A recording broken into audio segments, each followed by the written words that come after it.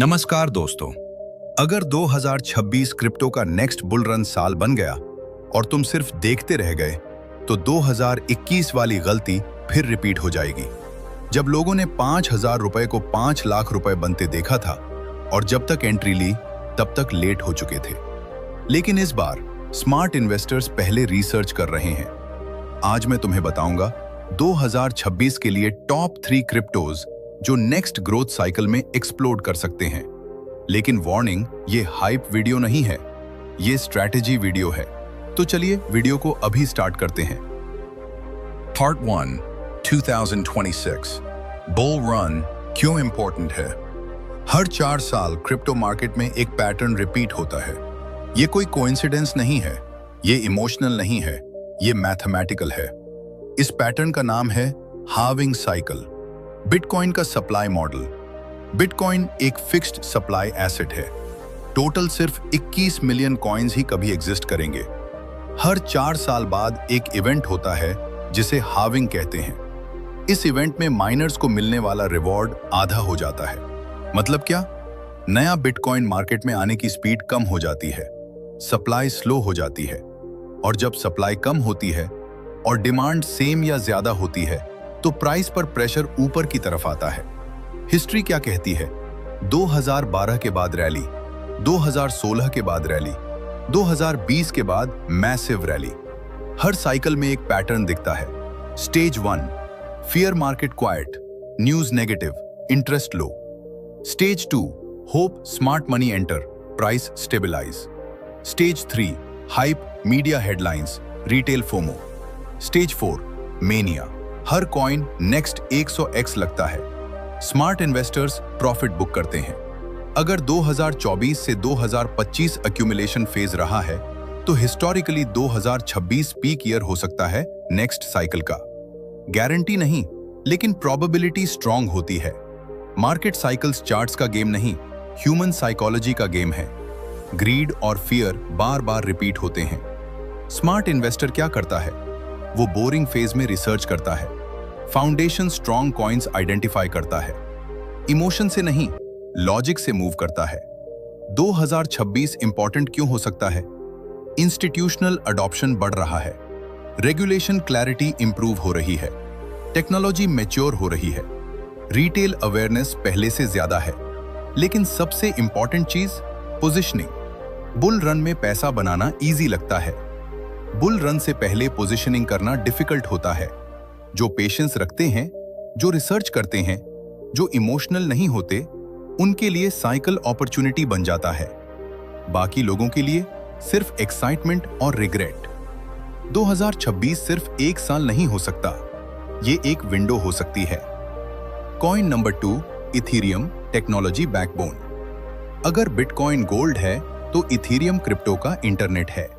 Bitcoin value store करता है, लेकिन इथेरियम वैल्यू क्रिएट करता है। ये सिर्फ एक कॉइन नहीं है, ये पूरा इकोसिस्टम है। Smart contracts, real revolution. Ethereum का बिगेस्ट इनोवेशन है स्मार्ट कॉन्ट्रैक्ट्स। स्मार्ट कॉन्ट्रैक्ट क्या होता है? एक डिजिटल अग्रीमेंट जो ऑटोमेटिकली एग्जीक्यूट होता है जब कंडीशंस फुलफिल हो जाती हैं। ना बैंक, ना मिडलमैन, ना manual approval. Trust system code बन जाता है। DeFi, banking without banks. Ethereum पर डिसेंट्रलाइज्ड फाइनेंस ग्रो हुआ। लेंडिंग, बोरोइंग, यील्ड अर्निंग बिना ट्रेडिशनल बैंक के। बिलियंस डॉलर इकोसिस्टम बन चुका है। अगर फ्यूचर में लोग अपना पैसा खुद कंट्रोल करना चाहेंगे तो इथेरियम बैकबोन बन सकता है। NFTs, हाइप से यूटिलिटी तक। NFT सिर्फ JPEG नहीं है, डिजिटल ओनरशिप प्रूफ है। Gaming assets, music rights, digital identity, event tickets. Hype crash हुआ था, टेक्नोलॉजी सरवाइव करती है। बबल टूटने के बाद जो बचता है वो फाउंडेशन होता है। वेब 3 इंटरनेट का नेक्स्ट वर्जन। आज का इंटरनेट सेंट्रलाइज्ड है, डेटा कंपनीज के पास। वेब 3 का आइडिया, ओनरशिप यूजर्स के पास, control decentralized. Major decentralized apps Ethereum पर बिल्ड होते हैं। डेवलपर कम्युनिटी भी मैसिव है। जहां डेवलपर्स होते हैं वहां इनोवेशन होता है। नेटवर्क इफेक्ट, जितने ज्यादा डेवलपर्स उतने ज्यादा एप्स, जितने ज्यादा एप्स उतने ज्यादा यूजर्स, जितने ज्यादा यूजर्स उतनी ज्यादा demand. Compounding system, upgrades and scalability. Ethereum evolve करता है, गैस फीस रिड्यूस करने के efforts, speed improve solutions. Layer 2 ecosystem grow हो रहा है। टेक्नोलॉजी जो अडेप्ट नहीं करती वो खत्म हो जाती है। इथेरियम अडेप्ट करता है। डिमांड लॉजिक, अगर वेब 3 ग्रो करेगा, अगर डीफाई मेन स्ट्रीम होगा, तो इथेरियम की डिमांड नेचुरली बढ़ेगी, क्योंकि इथेरियम फ्यूल है इस पूरे इकोसिस्टम का। रिस्क प्रोफाइल, जीरो रिस्क नहीं, कंपटीशन है, रेगुलेशन एंगल है, वॉलेटिलिटी है, लेकिन स्मॉल ऑल्ट कॉइन्स से कंपैरेटिवली स्ट्रॉन्गर पोजीशन में है। ग्रोथ पोटेंशियल, ओवरनाइट 100 टाइम्स नहीं, लेकिन sustainable growth possible. Bull cycle में 2 गुना, 3 गुना, 5 गुना type realistic moves market strength पर डिपेंड करते हैं। ये लॉटरी टिकट नहीं है, ये इंफ्रास्ट्रक्चर प्ले है। माइंडसेट एंगल, मीम कॉइन ढूंढोगे, गैम्बलिंग। इकोसिस्टम बैकबोन समझोगे, स्ट्रैटेजी। इथेरियम एक्साइटमेंट का कॉइन नहीं, कन्विक्शन का कॉइन है। अगर डिसेंट्रलाइज्ड फ्यूचर ग्रो करता है तो इथेरियम फाउंडेशन हो सकता है। फाउंडेशन वाले एसेट्स साइकिल के बाद भी सरवाइव करते हैं। हाई रिस्क नहीं, लेकिन स्ट्रॉन्ग अपसाइड पोटेंशियल, और कभी कभी स्टेडी कंपाउंडर सबसे पावरफुल एसेट बन जाता है। Coin number 3, high growth alt coin. यहां सबसे ज्यादा एक्साइटमेंट होती है और सबसे ज्यादा डेंजर भी। यहां स्मार्ट होना पड़ता है, इमोशन से नहीं, रिसर्च से। मैं कोई रैंडम रिस्की माइक्रो कॉइन का नाम नहीं लूंगा जो कल गायब हो जाए, क्योंकि सच ये है कि स्मॉल कैप कॉइन्स में से बहुत से नेक्स्ट साइकिल सरवाइव ही नहीं करते। लेकिन अगर तुम कैटेगरी समझ जाओ तो तुम खुद नेक्स्ट अपॉर्चुनिटी आइडेंटिफाई कर सकते हो। क्रिप्टो मार्केट नैरेटिव्स पर चलता है। बुल रन में पैसा सिर्फ टेक्नोलॉजी को फॉलो नहीं करता, पैसा स्टोरी को फॉलो करता है, और जो स्टोरी पावरफुल होती है उसमें लिक्विडिटी फ्लड की तरह आती है। Sector 1, AI plus crypto integration. Artificial intelligence अभी दुनिया का हॉटेस्ट सेक्टर है। हर कंपनी एआई की बात कर रही है, लेकिन सोचो, अगर एआई डिसेंट्रलाइज्ड हो जाए, अगर कंप्यूटिंग पावर सिर्फ बिग टेक कंपनियों के पास न रहे, अगर ब्लॉकचेन के थ्रू लोग अपनी जीपीयू पावर शेयर कर सकें। इसी नैरेटिव का एक उदाहरण है रेंडर कॉन्सेप्ट। सिंपल है, लोग अपनी अनयूज्ड जीपीयू पावर नेटवर्क को प्रोवाइड करते हैं, क्रिएटर्स और एआई डेवलपर्स उस पावर को यूज करते हैं। अगर एआई अडॉप्शन एक्सेलरेट होती है तो जीपीयू डिमांड एक्सप्लोड करेगी, और अगर decentralised GPU marketplace strong adoption ले लेता है तो ऐसे प्रोजेक्ट्स नेक्स्ट साइकिल में स्पॉटलाइट में आ सकते हैं। लेकिन याद रखो, नैरेटिव पावरफुल होता है, लेकिन एग्जीक्यूशन और अडॉप्शन सबसे इंपॉर्टेंट होते हैं। Sector 2, scaling solutions. जब ब्लॉकचेन यूसेज बढ़ता है तो स्पीड और फीस इशू बन जाते हैं।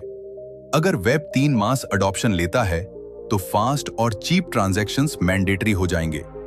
जो प्रोजेक्ट्स इंफ्रास्ट्रक्चर इंप्रूव करते हैं वो बैकग्राउंड में क्वाइटली ग्रो करते हैं और बुल रन में अचानक स्पॉटलाइट में आ जाते हैं। Sector 3, real world assets tokenisation. सोचो, अगर रियल एस्टेट, बॉन्ड्स, गोल्ड या ट्रेडिशनल फाइनेंशियल एसेट्स ब्लॉकचेन पर टोकनाइज हो जाएं, मतलब ओनरशिप डिजिटल हो जाए, ट्रांसफर इजी हो जाए, ग्लोबल एक्सेस मिल जाए।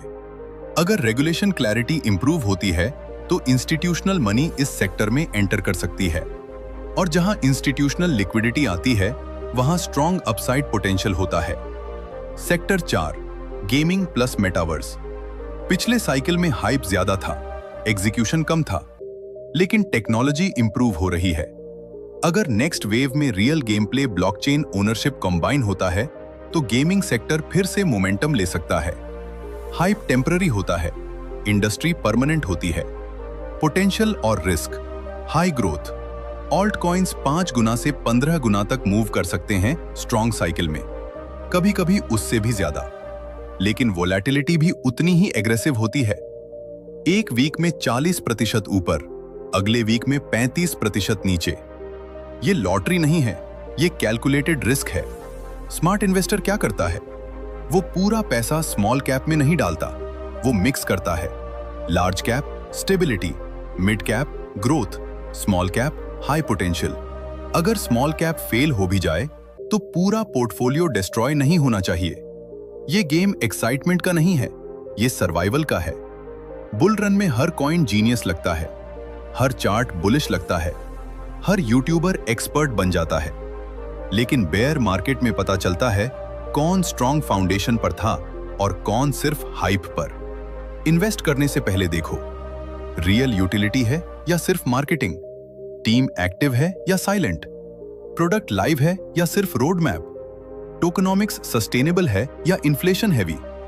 हाई ग्रोथ कॉइन्स अपॉर्चुनिटी देते हैं, लेकिन सिर्फ उन्हें जो रिस्क समझकर एंटर करते हैं। अगर तुम सिर्फ 100 गुना ढूंढोगे तो मार्केट तुम्हें लेसन देगा। अगर तुम narrative plus research plus risk management combine करोगे तो मार्केट तुम्हें रिवॉर्ड दे सकता है। यही फर्क है गैम्बलर और इन्वेस्टर में, और नेक्स्ट साइकिल डिसाइड करेगा तुम कौन हो। सिंपल 2026 पोर्टफोलियो स्ट्रेटजी कॉम्प्लिकेटेड नहीं होनी चाहिए। क्रिप्टो में लोग ओवरथिंक करते हैं या फिर ओवर रिस्क ले लेते हैं, दोनों गलत हैं। अगर तुम 2026 साइकिल को टारगेट कर रहे हो तो सबसे पहले क्लैरिटी चाहिए। तुम्हारा गोल क्या है? क्विक गैम्बल या स्ट्रक्चर्ड ग्रोथ? एक बैलेंस्ड एग्जाम्पल एलोकेशन समझो। 40% bitcoin, 35% Ethereum, 25% high growth alt coins. अब इसको डिटेल में समझते हैं। पोर्टफोलियो का 40% बिटकॉइन में रखने का रीजन सिंपल है, स्टेबिलिटी। बिटकॉइन क्रिप्टो मार्केट का बेस लेयर है। जब मार्केट गिरता है, ऑल्ट कॉइन्स ज्यादा गिरते हैं। बिटकॉइन रिलेटिवली स्ट्रांग रहता है। जब मार्केट उठता है, लिक्विडिटी पहले बिटकॉइन में आती है, फिर धीरे धीरे ऑल्ट कॉइन्स में रोटेट होती है। ये पोर्शन तुम्हारे पोर्टफोलियो का शॉक एब्जॉर्बर है। ये ओवरनाइट 20 गुना नहीं करेगा, लेकिन ये पोर्टफोलियो को कोलैप्स होने से बचाता है। फिर 35% इथेरियम। ये ग्रोथ प्लस स्टेबिलिटी का बैलेंस है। इथेरियम इकोसिस्टम ड्रिवन एसेट है। इसमें इनोवेशन भी है, एडॉप्शन भी है। ये बिटकॉइन से ज्यादा वॉलेटाइल है, लेकिन स्मॉल कैप्स से कम रिस्की है। ये पोर्शन तुम्हारे पोर्टफोलियो का ग्रोथ इंजन है। अगर web 3, DeFi, on chain activity बढ़ती है तो इथेरियम की डिमांड नेचुरली इंक्रीज हो सकती है। अब आता है 25% हाई ग्रोथ ऑल्ट कॉइन्स। यही वो जोन है जहां रियल एक्साइटमेंट है। यही वो जोन है जहां 5 गुना से 10 गुना पोटेंशियल मिल सकता है। लेकिन यही वो जोन है जहां बिगेस्ट मिस्टेक्स भी होती हैं। इस 25% को भी एक ही कॉइन में मत डालो। इसको 3 से 5 स्ट्रॉन्ग नैरेटिव्स में डिवाइड करो। इस तरह अगर एक प्रोजेक्ट फेल हो भी जाए तो पूरा हाई ग्रोथ पोर्शन डिस्ट्रॉय नहीं होगा। लेकिन सबसे इंपॉर्टेंट लाइन ये है, ब्लाइंडली इन्वेस्ट मत करो। एलोकेशन बनाना इजी है, राइट एसेट चुनना डिफिकल्ट है। रिसर्च करो, मार्केट कैप देखो। स्मॉल मार्केट कैप का मतलब हाई अपसाइड हो सकता है, लेकिन हाई रिस्क भी। लार्ज मार्केट कैप का मतलब स्टेबिलिटी, लेकिन limited explosive growth. Token supply समझो। क्या सप्लाई अनलिमिटेड है? क्या हैवी अनलॉक्स आने वाले हैं? अगर फ्यूचर में मैसिव टोकन्स मार्केट में रिलीज होने वाले हैं तो प्राइस पर प्रेशर आ सकता है। टीम चेक करो, एनोनिमस टीम या एक्सपीरियंस्ड फाउंडर्स? क्या उनका पास्ट ट्रैक रिकॉर्ड स्ट्रांग है? क्या वो रेगुलर अपडेट्स देते हैं? यूटिलिटी देखो, कॉइन का रियल यूज केस क्या है? सिर्फ ट्रेडिंग टोकन है या इकोसिस्टम में एक्चुअल डिमांड क्रिएट करता है? Hype versus real product differentiate करो। वेबसाइट अच्छी होने से प्रोजेक्ट स्ट्रांग नहीं होता। ट्विटर फॉलोअर्स ज्यादा होने से एडॉप्शन प्रूव नहीं होता।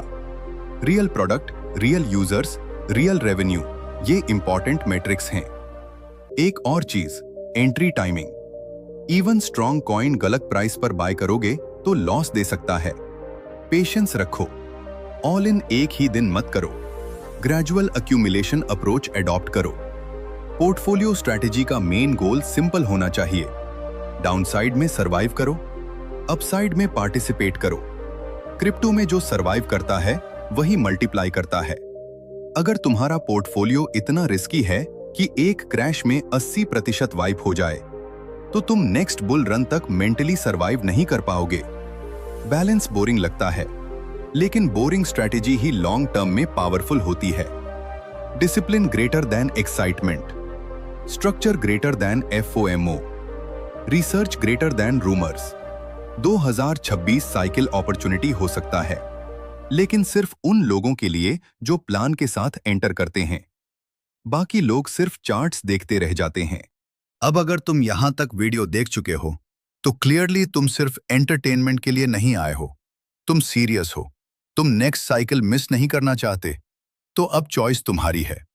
अगर तुम चाहते हो कि मैं 2026 के लिए एक detailed step by step portfolio breakdown बनाऊं, एग्जैक्ट एलोकेशन, एंट्री स्ट्रैटेजी और एग्जिट प्लान के साथ, अगर तुम चाहते हो कि मैं 10,000 रुपए को सिस्टमैटिकली कैसे ग्रो करें और कैसे उसे 1 लाख रुपए तक ले जाने की रियलिस्टिक रोड मैप बनाऊं, without gambling, without blind risk, या फिर तुम चाहते हो कि मैं हाई रिस्क 10 गुना पोटेंशियल कॉइन्स का डीप रिसर्च ब्रेकडाउन करूं, जहां सिर्फ हाइप नहीं, नंबर्स और लॉजिक भी हों, तो कमेंट सेक्शन में लिखो 2026 रेडी।